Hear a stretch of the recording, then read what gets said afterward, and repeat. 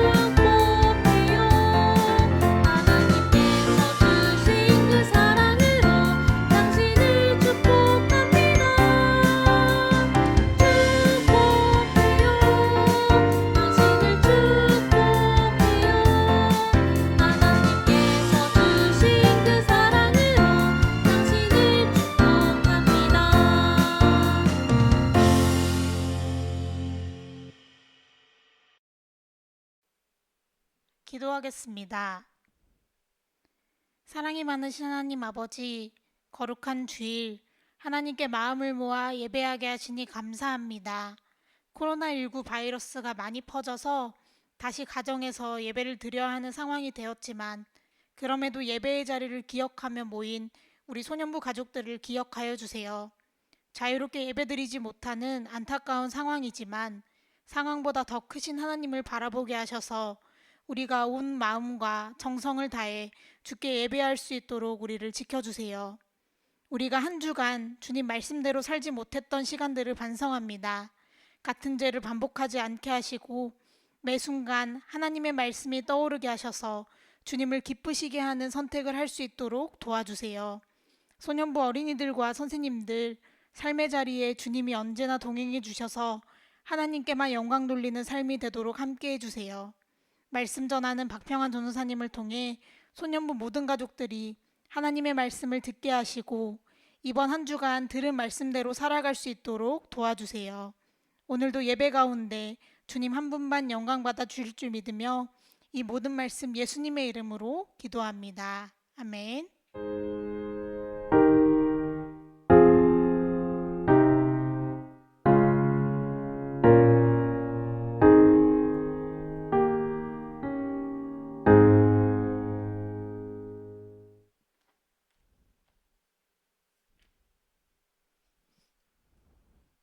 오늘 하나님께서 우리에게 주신 말씀은 역대하 36장 1절에서 8절까지의 말씀입니다.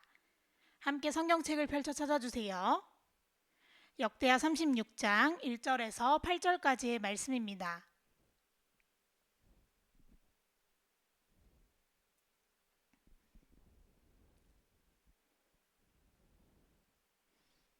역대하 36장 1절에서 8절 말씀을 함께 봉독합니다.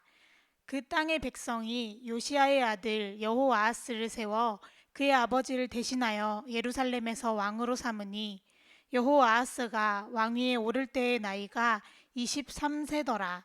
그가 예루살렘에서 다스린 지 석 달에 애굽 왕이 예루살렘에서 그의 왕위를 폐하고 또 그 나라에 은 100달란트와 금 1달란트를 벌금으로 내게 하며 애굽 왕 느고가 또 그의 형제 엘리야김을 세워 유다와 예루살렘 왕으로 삼고 그의 이름을 고쳐 여호야김이라 하고 그의 형제 여호아하스를 애굽으로 잡아갔더라. 여호야김이 왕위에 오를 때의 나이가 25세라. 예루살렘에서 11년 동안 다스리며 그의 하나님 여호와 보시기에 악을 행하였더라. 바벨론 왕 느부갓네살이 올라와서 그를 치고 그를 쇠사슬로 결박하여 바벨론으로 잡아가고, 느부갓네살이 또 여호와의 전 기구들을 바벨론으로 가져다가 바벨론에 있는 자기 신당에 두었더라. 여호야김의 남은 사적과 그가 행한 모든 가증한 일들과 그에게 발견된 악행이 이스라엘과 유다 열왕기에 기록되니라. 그의 아들 여호야긴이 대신하여 왕이 되니라.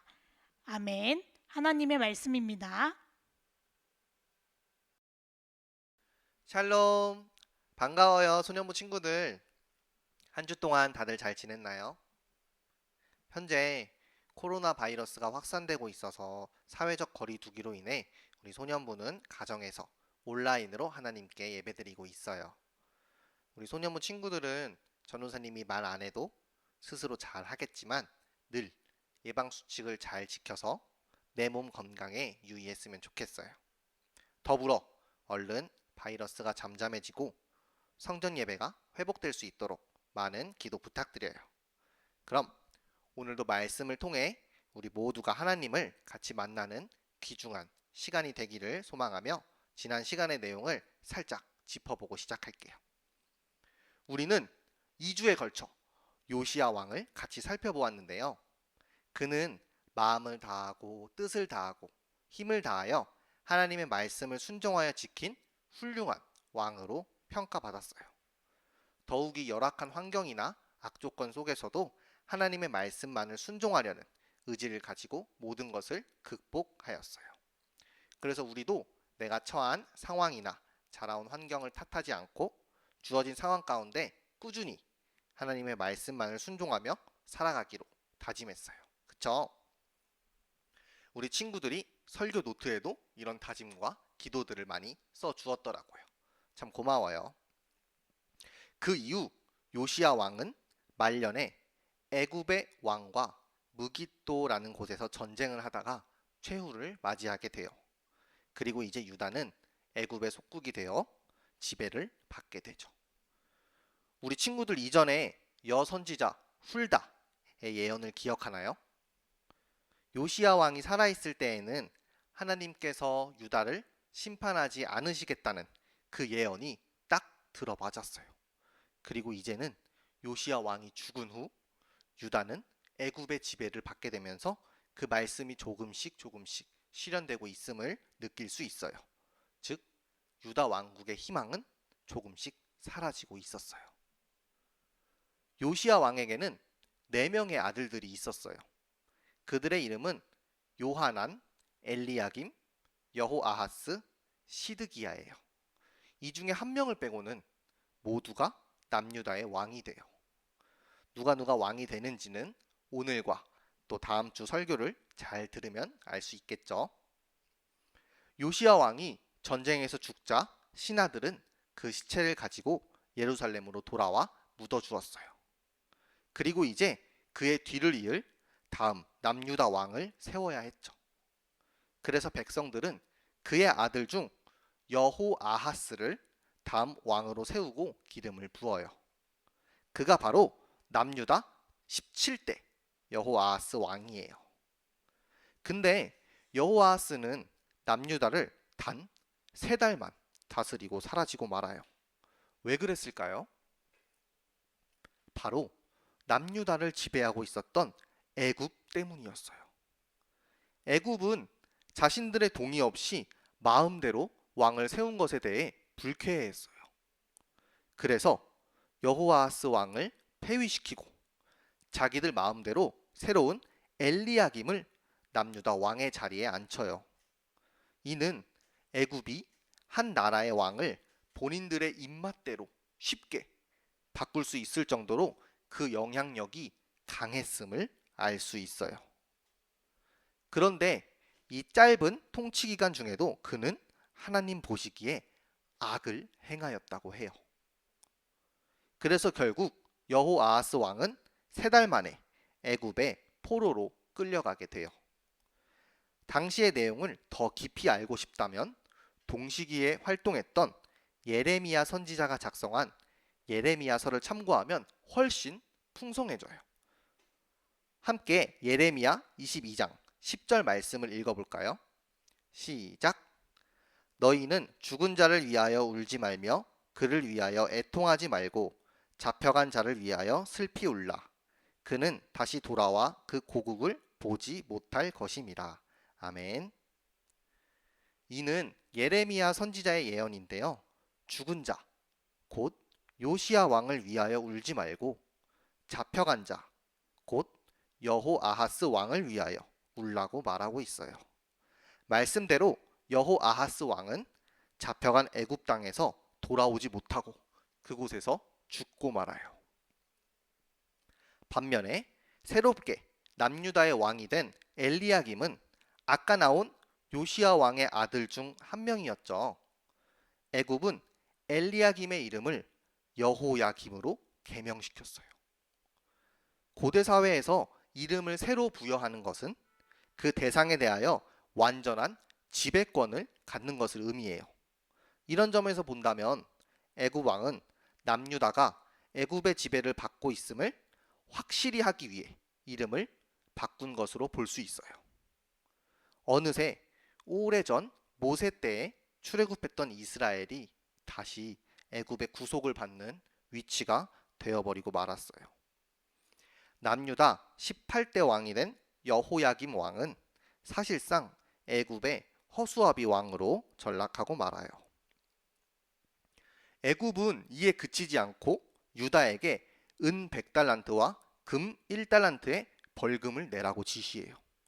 그래서 여호야김 왕은 애굽의 왕에게 돈을 주기 위하여 백성들에게 막대한 세금을 부과해요. 열왕기하 23장 37절을 보면 사실 그도 조상들이 행한 모든 일을 따라서 여호와 보시기에 악을 행한 왕이었어요. 그의 자세한 악행 또한 예레미야서에 자세히 나와 있어요. 같이 예레미야 22장 13절 말씀을 읽어볼게요. 시작. 불의로 그 집을 세우며 부정하게 그 다락방을 지으며 자기의 이웃을 고용하고 그의 품삯을 주지 아니하는 자에게 화 있을진저. 아멘.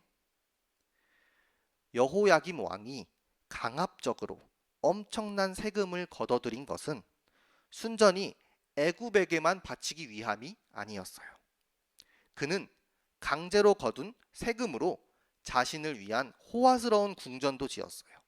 다시 말해 이러한 상황 속에서도 백성들은 안중에도 없고 오히려 그들의 돈을 뜯어 자신의 개인적인 욕구만 충족시킨 인물이었어요.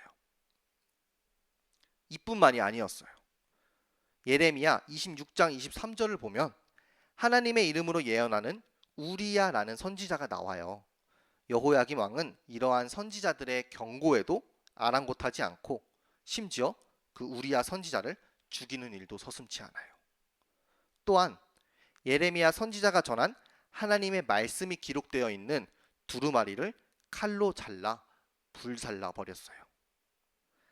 하나님의 말씀을 철저히 무시한 여호야김 왕을 볼 수 있는 말씀이에요. 그는 고난 중에 하나님께 기도하며 용서를 구하기는커녕 계속해서 악을 저지름으로써 유다의 멸망을 재촉하고 있어요. 여호야김 왕이 남유다를 다스리던 초기에는 애굽의 통치를 받고 있었어요. 그런데 이때 새롭게 바벨론이라는 나라가 등장해요. 바벨론은 그 세력을 점점 기르더니 이내 아수르를 멸망시키고 여세를 몰아 애굽과의 전쟁에서도 승리를 하며 최대 강대국이 되었어요. 그래서 애굽의 지배를 받던 남유다는 이번에는 바벨론의 손에 넘어가게 돼요. 그래서 여호야김 왕은 바벨론의 지배를 받게 되죠. 3년을 섬기며 독립의 기회를 계속 엿보다가 마침내 여호야다 왕은 예레미야 선지자의 말을 무시한 채 바벨론에게서 반기를 들게 돼요. 그러나 이때 당시 바벨론의 왕인 느부갓네살이 모은 연합군들에게 진압당하고 처참한 피해를 입게 돼요. 열왕기하 24장 3절 말씀을 다 같이 읽어볼까요? 시작. 이 일이 유다에 임함은 곧 여호와의 말씀대로 그들을 자기 앞에서 물리치고자 하심이니 이는 므낫세에 지은 모든 죄 때문이며. 아멘. 이 말씀 속에서 하나님께서 자신의 백성인 유다를 자기 앞에서 없애시려는 뜻을 발견할 수 있어요. 유다 왕국이 더 이상 다윗으로부터 내려왔던 언약의 말씀을 지킬 수 없음을 판단하셨기에 오히려 이제는 적극적으로 유다에게 진노를 쏟으세요. 예레미야 말씀에도 여호야김 왕에 대한 하나님의 심판의 말씀이 나와요. 다윗의 왕위에 앉을 자가 없게 될 것이고 그의 시체는 버림을 당할 것이며 그의 자손 및 신하들이 죄악으로 말미암아 벌을 받게 될 것임을 이야기하고 있어요. 결국 여호야김 왕은 바벨론 왕 느부갓네살에 의해 쇠사슬로 결박되어 포로로 잡혀가요. 이제 말씀을 정리해 볼게요. 오늘 말씀에는 많은 인물들과 나라들이 등장했어요.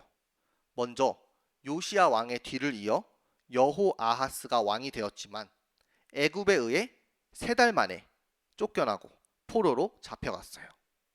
그리고 뒤를 이어 여호야김이 왕의 자리에 올랐지만 그도 허수아비 왕에 불과했죠. 심지어 많은 악행들을 저질렀고 결국 새롭게 떠오른 바벨론에게 지배를 받다가 반역에 실패하고 포로로 잡혀가요. 정리하면 요시야의 뒤를 이은 두 왕들은 하나같이 악행을 행하였고 힘이 없는 허수아비였으며 결국에는 각각 애굽과 바벨론의 포로로 잡혀갔어요. 요시야 왕의 바른 개혁에도 불구하고 유다가 하나님의 심판을 피하지 못한 원인을 오늘 말씀을 통해 잘 알게 되었어요. 이들은 하나님 보시기에 옳지 못한 악을 행한 것은 분명했어요. 하나님의 예고된 심판을 받기에 충분했죠. 그런데 비단 악을 행한 것만이 문제가 아니에요. 이들은 무엇이 잘못되었는지조차 자각하지 못했어요. 그들은 이전 요시야 왕이 하나님 앞에 정직하게 행동했던 모든 것을 까맣게 잊어버린 채 어려움 속에서도 하나님을 찾지 않았고 하나님의 말씀대로 살지 못했어요. 그럴 수밖에 없었던 이유는 여호아하스 왕과 여호야김 왕 둘 다 하나님께 속한 자들이 아니었기 때문이에요. 위기 가운데에서도 눈을 들어 하나님을 바라보아야 함에도 그저 그 당장의 위기를 벗어나기 위해서 본인의 뜻대로 생각한 왕들이었어요.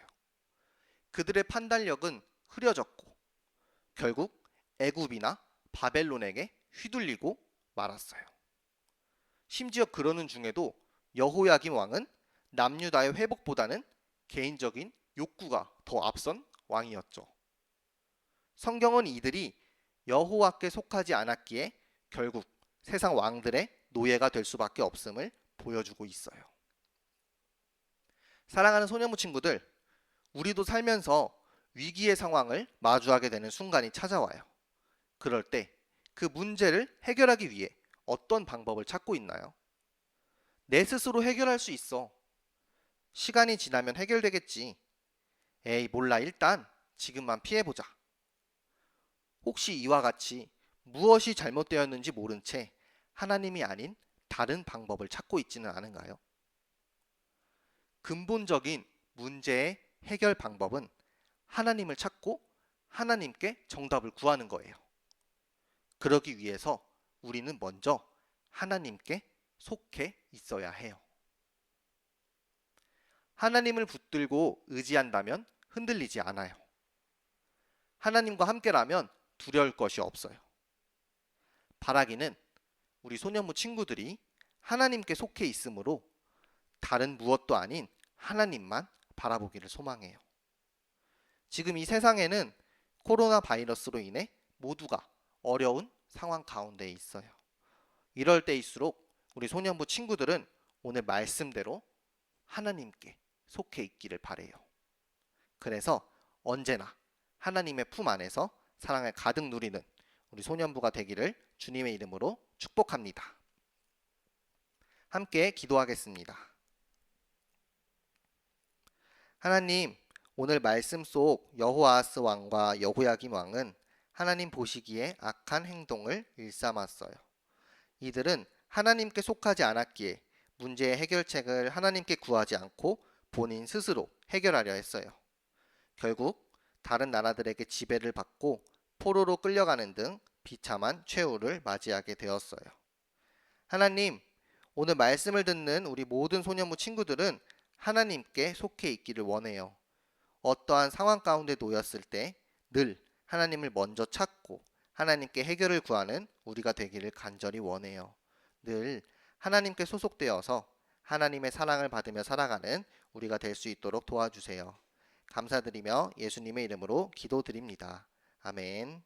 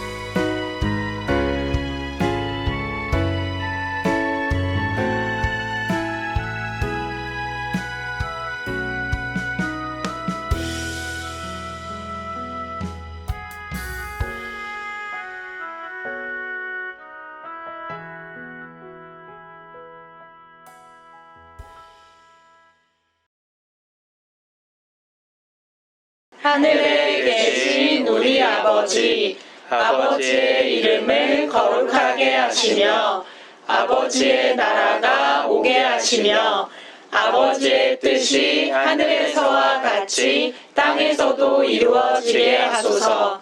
오늘 우리에게 일용할 양식을 주시고 우리가 우리에게 잘못한 사람을 용서하여 준 것 같이 우리 죄를 용서하여 주시고 우리를 시험에 빠지지 않게 하시고 악에서 구하소서. 나라와 권능과 영광이 영원히 아버지의 것입니다. 아멘.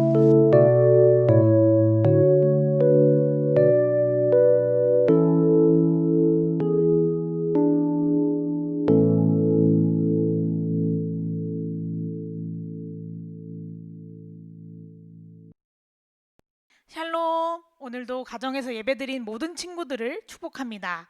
원래 오늘 만나서 예배 드렸어야 되는데 지금 코로나 상황 때문에 그러지 못했지만 그럼에도 가정에서 시간을 지켜 예배에 참여한 모든 친구들을 환영합니다. 우리 친구들에게 드릴 광고 안내하겠습니다. 첫 번째 광고는요. 예배 시간이 주일 오전 10시라는 거 우리 친구들 기억하고 있죠? 2부 친구들 너무 미안해요. 우리 12시 예배를 계속 드렸었는데 지금 코로나 상황으로 다시 이렇게 녹화 예배로 진행되면서 우리 친구들과 함께 후속 프로그램들을 하고 싶어서 2부 친구들도 당분간 녹화 예배를 진행할 동안은 10시에 함께 예배를 드리는 것으로 하겠습니다. 두 번째 광고는요. 다음 주일 예배는 드림 예배로 드려집니다. 그래서 1부, 2부 친구들이 시간은 10시로 같지만 예배 링크는 다르다는 거 꼭 기억해 주세요. 자, 그리고 세 번째 광고는요. 출첵 댓글은 예배 후에 진행됩니다. 우리 친구들 예배 시간에 댓글 너무 달고 싶은 친구 있죠? 그래서 전사님들이 큰 결단을 내렸어요. 우리 친구들이 예배 시간에 어떻게 하면 댓글 다는 거를 멈추고 예배를 잘 드릴까 하다가 예배 시간에는 댓글을 달지 못하게 되어 있고요. 대신에 예배 링크가 시작되기 전 9시 50분 전에 혹은 예배가 끝난 후에는 댓글을 아래 바에 달 수 있게 되어 있어요. 그래서 우리 친구들 예배 시간에 실시간 댓글 부러워하지 마시고 아쉬워하지 마시고 예배 끝나고 저 오늘 예배 참여했습니다 라는 출첵 댓글을 꼭 달아주시면 좋겠습니다. 네 번째 광고는요.